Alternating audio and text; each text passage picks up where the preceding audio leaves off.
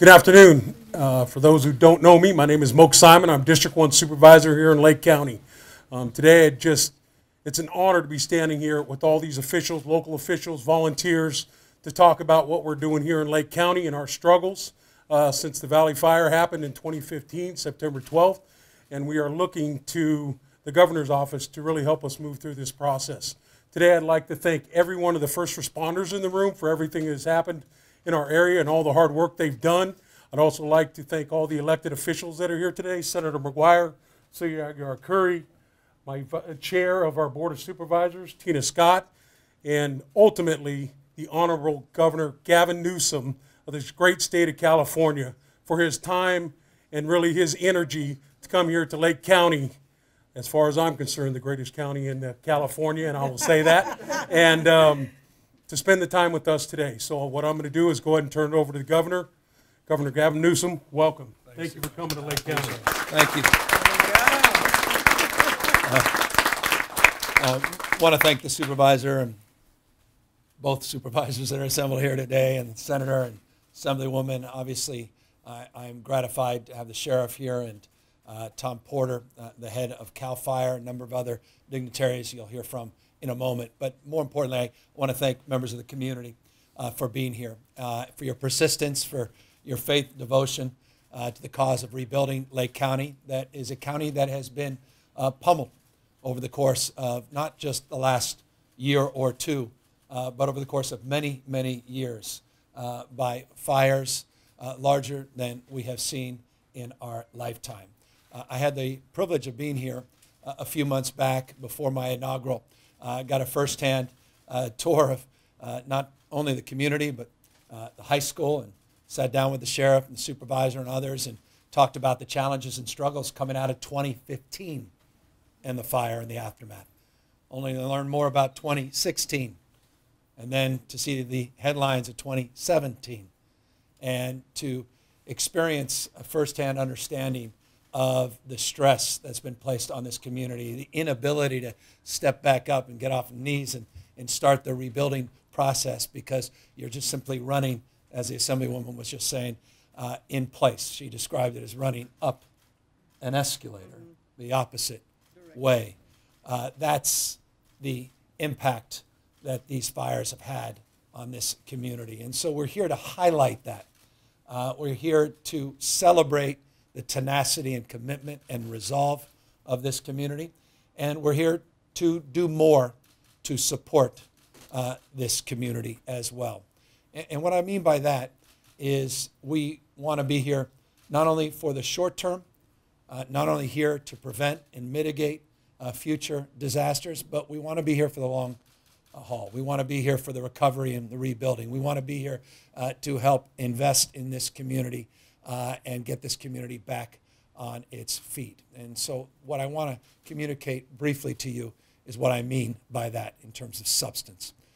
As some of you know, just a day after I was sworn in, I went up to Placer County, and I talked about the state's commitment to basically build on some of the good work that had been done over the last few years on fire suppression, on fuels management, vegetation management, and the like. I committed a preview in my budget to put over $300 million of additional resources in this space. I committed as well to more intentionality as to those efforts, meaning it's not just about spending money, it's about spending money wisely. It's about prioritizing those investments.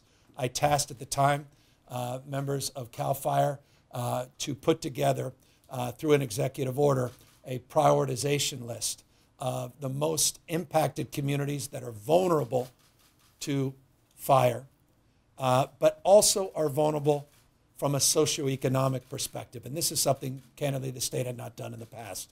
We actually put together a fire risk assessment and a socioeconomic risk assessment.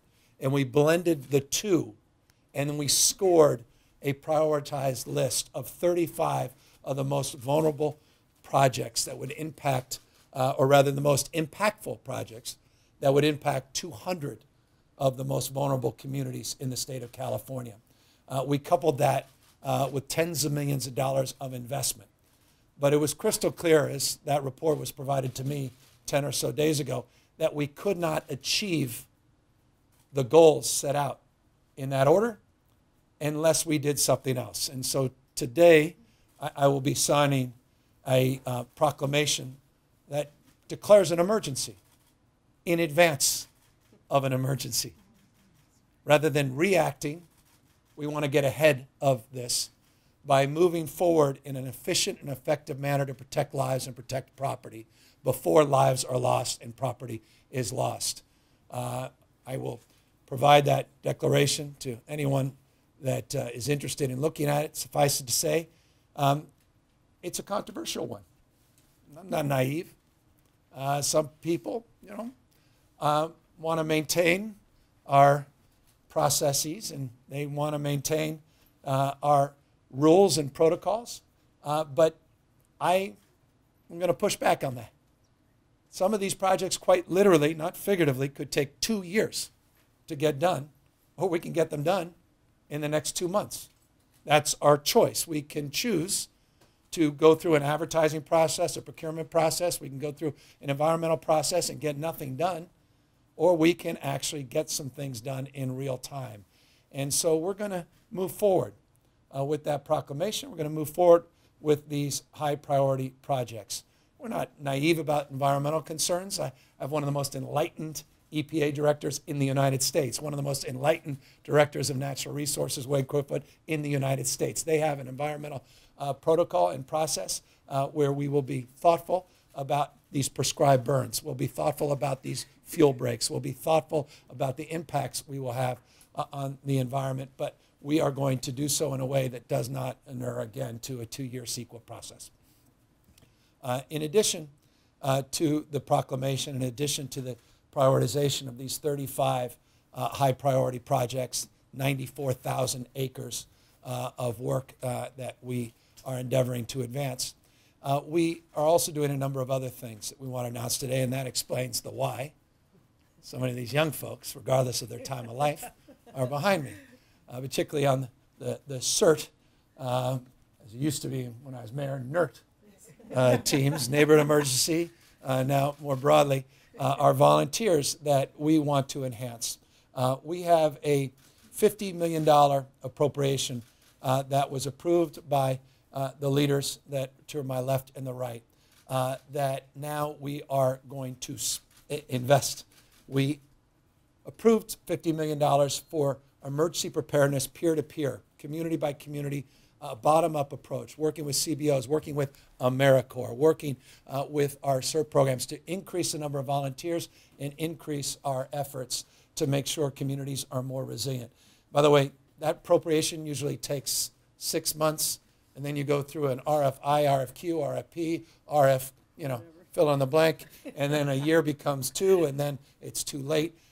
We got this money in February, and we're getting this money out the door in March. And that is the third thing we wanted to announce today, and they can fill in the blanks about how that money will be more wisely used. We're also doing something that is long overdue, and that's an innovation sprint.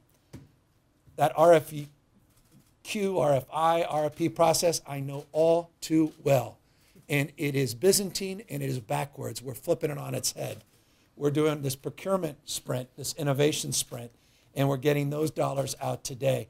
I want to see demonstrable projects that prove that we can actually accomplish our goals as opposed to announce that here's the way we want to prescribe a solution and then ask people just to be the lowest bidder. I want to see these things tested in the field in real time. And so we also are moving forward on that executive order and that executive sprint. Procurement sprint is now in place in California, and we're inviting people that have solutions, because there's not a week that goes by someone doesn't hand me a business card saying, I have the solution. If that's the case, prove it. And that means put your money up and let's demonstrate that project as opposed to going through these damn Byzantine RFPs, RFQs, RFIs. If I've lost you, you haven't been paying attention. Because I should have lost you on all that. Some of this stuff's very confusing. Let me just sum up and organize a final few thoughts. Senator McGuire is here for obvious reasons, but for another reason, I'm not sure I even gave you heads up on one of the reasons. to his credit, in support of his colleagues, he was wise enough to put forward a bill that was supported by the previous governor to move forward with some standardization on our alert systems. One of the big frustrations I have, I imagine others have, is you look at these post-disaster reports, and our ability to communicate in real time is different in each community. In different cities, different counties, regions, you have opt-in technology, opt-out technology. You don't even have technology. You have all kinds of disparate systems, federal systems, state systems, local systems. It's time to standardize our alert systems in this state. He required that our administration put out a report on June 30th. But I wasn't required to wait till June 30th. So that report is being released today, pursuant to the senator's leadership. And that report will not mandate, but will advance a dialogue anew in this state that will precipitate in a summit that we'll be holding in a few months, where we're going to share best practices across the state of California to begin to standardize those protocols once and for all. 58 counties, 470, 480 plus cities. It's time for some standardization, some rationalization, and that is something else that we're advancing and announcing here today. I could continue and get in some nuance, but I think you get the thrust more broadly of what we're doing. I've also added an additional $20 million for local resiliency. That is also part of the package of the 5 pieces that we wanted to announce here today. Bottom line, I'll close with this and open up to everybody else who's up here. We got to step up our game. Dare I say it, get our act together. The last few years, we've seen some improvements. But this fire season, it's right around the corner. And we cannot be, once again, flat-footed and just in a reactive and a suppression mode. We've got to be much more proactive. 1.9 million acres burned last year. Tens of thousands, over 20,000 structures. 100 lives were lost. 2017 was the worst fire season in California's history until 2018. We can't allow 2019 to maintain that status. We've got to do more. We've got to do better. I get it. And what we're trying to do today is tell you we want to get it done. This won't happen overnight. It took years and years to get to this position. I don't want to assign neglect or denial in this space, but the world is changing, and with it, we need to change our approach. The hots are getting a lot hotter. The wets are getting a lot wetter. The dries are getting a lot drier. It requires adaptability in terms of how we manage and how we invest. And that fundamentally is the spirit that drove me back here to Lake County, and the spirit that I know drives the passions of all of the leaders you see behind me. With that, let me ask, just because the sheriff is here and he is so important, if he wants to say a few words, and obviously anyone else who wishes to speak. I'd love to thank the governor for putting me on the spot. I know, sorry. Thank you, Governor. I want to echo a lot of what's been said with our community here and resiliency. Resiliency is quite a fancy word for just being tough. And I think Lake County really embodies being tough in California. We've been through a lot year after year. It's not just last fire season, it's not the last 2, but since 2015, we've been bombarded with fires, we've been bombarded with floods, and our community members continue to stand up. Our first responders continue to stand up, and our secondary responders continue to stand up and take action. I completely agree with the governor that we do need to be proactive in this. We need to get ready, because it's not a matter of if this is going to happen again. It's a matter of what we do when it happens again. Thank you, Governor, for coming to Lake County. I can't tell you how much it means to the people of Lake County to have representation that is actually responsive. Thank you to Senator and the Assembly member, the other elected officials. I just want to express my gratitude for your presence here today. I appreciate it. And let me extend, as I introduce, extensive gratitude as well to your Assemblywoman and your state senator. They did something that we haven't done in the past. They made an argument, they made a case, and they convinced me and our team to appropriate a property tax backfill, not for 1 year to offset the loss of property tax from Lake County, but for a 3-year period. This has never been done in the state of California. We did it for Butte County and Lake County. And that was also important to stabilize things and help this community back on its feet. Senator? Good morning. Would like to take a moment to say thank you to the governor for being back in Lake County. And I'd like to be able to talk a little bit about the governor's history here in Lake. Before he was elected, he came up unannounced to be able to meet with neighbors who've been impacted by 4 massive wildland fire seasons. No press, no announcements, simply to get the lay of the land. And he made a promise. He made a promise to be able to come back and to be able to deliver. And today he's delivering on that promise just a few months into his administration. And we are forever grateful for his hard work. There is no other county that has been impacted with wildland fire like Lake County. 60% of Lake County's landmass has burned since 2015. 60%. Since 2015, Lake County has been able to rebuild 17% of their homes. 35% are in permit. If we compare that with Santa Rosa and Coffee Park, they are between 70 to 80% either in permit or rebuilt in 2 years. This county needs the state's help. Incredibly hardworking folks, and I got to tell you, thanks to Assemblywoman Aguiar Curry, to the governor, and to his staff, able to deliver. I'll just end it here with this. We are also very grateful for the funding for CAL FIRE, making CAL FIRE a year-round firefighting force, for his proposal to be able to bring in 7 C-130 aircraft from the Air Force for the coming years to ensure that we are delivering with an air attack like never before, to be able to better prepare our communities when it comes to emergency response and evacuations, and to ensure that he's expediting removal of dead and dying trees and vegetation management. He is the real deal, and we are grateful. And I want to take a moment to also say thank you to the Board of Supervisors, City Councils as well as Sheriff Martin for all the work. Governor, thank you. Very appreciative. Thank you very much. When the fires broke out 3 years ago, I'll never forget that. And the day was, I will never let you down. And the senator and I made that commitment to all of you.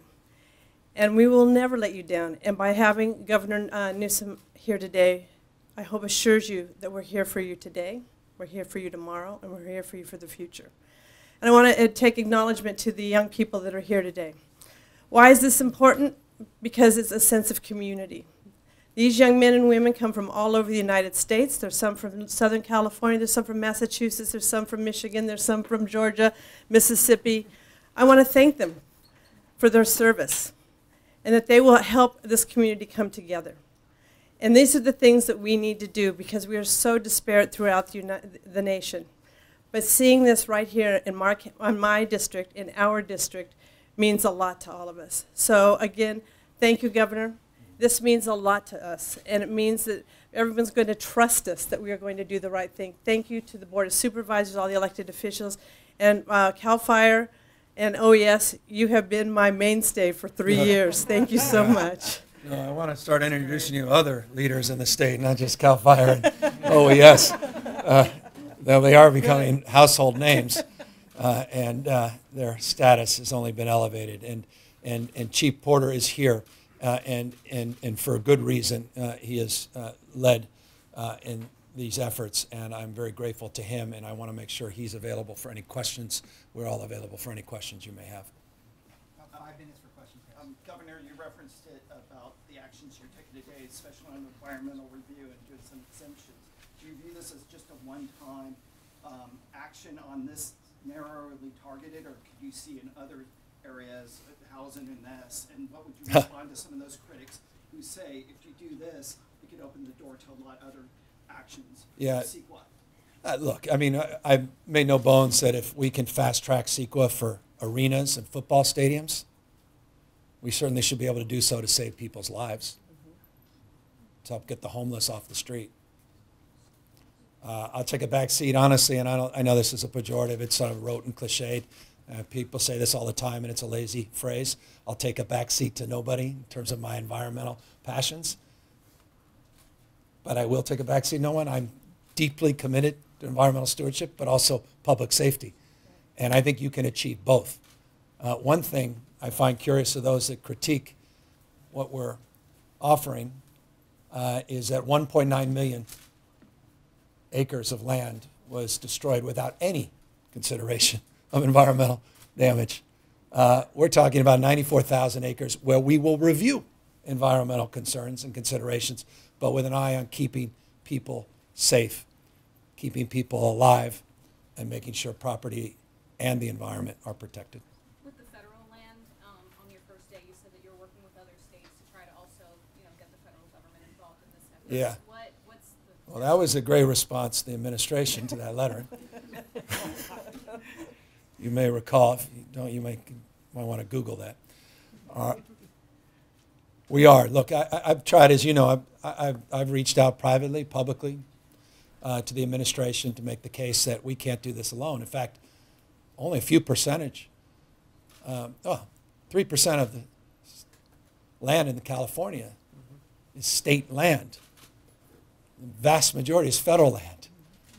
And so if we're going to be lectured about forest management, we need a little bit of support. We're doing a lot of the federal government's work. The federal government has cut their forest budget by $2 billion since 2016.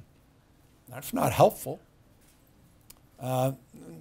So we're trying to extend, not a fist, open hand, say, look, we'll happily do the work for you, but we need the resources to do it.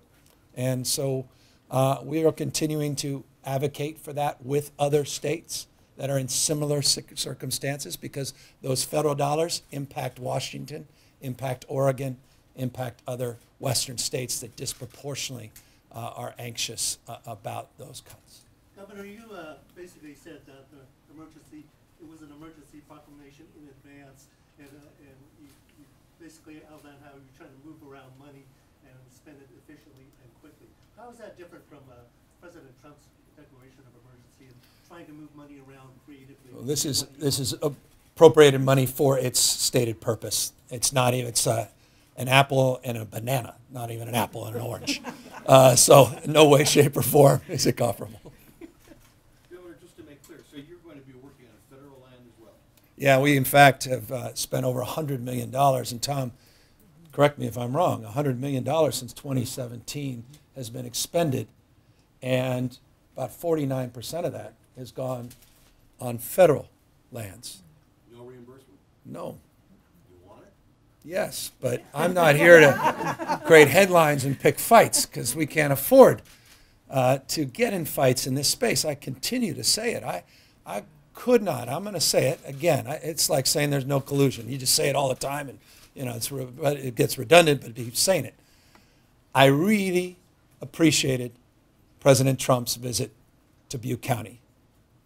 It made a difference. I saw it in the faces of the people when he came in. I appreciated what he said when he was there. I appreciated his commitments to be here in the long run. This is not an area for politics. Emergency preparedness, recovery is not an area for politics. We all have to rise above it. That's why I've also reached out to him privately to express that in no uncertain terms. So really, if there's daylight, it's just out of anxiety and concern that the magnitude of the problem out here in the western United States is such that it requires support and an appropriation from the federal government, and we just encourage that. So would you call this, forgive the question, would you call this a symbolic raking of the forest? No, I'm not going there. Look, I've even defended the president because I think he was talking, I'm going to be generous here, about defensible spaces. We believe that that's also part of a portfolio of solutions. We also believe in hardening homes. That is a big part of the solution. This is 5 announcements we're making today, but they're not limited to deep dives. In fact, not only are we supporting of defensible spaces, but CAL FIRE in 2017, they invested time in, over 217 households that you, including, by the way, mine in Marin County, $13,000 later, I'm just telling you, was taken care of, so I know and it's not inexpensive.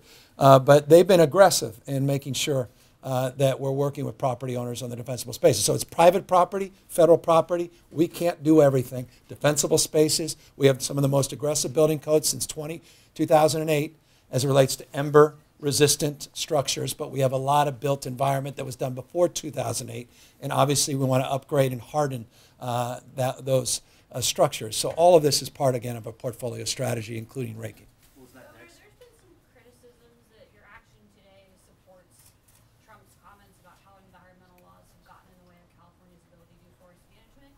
How do you respond to that? I don't. I mean, that's a limited frame. It's not even an interesting frame to me. I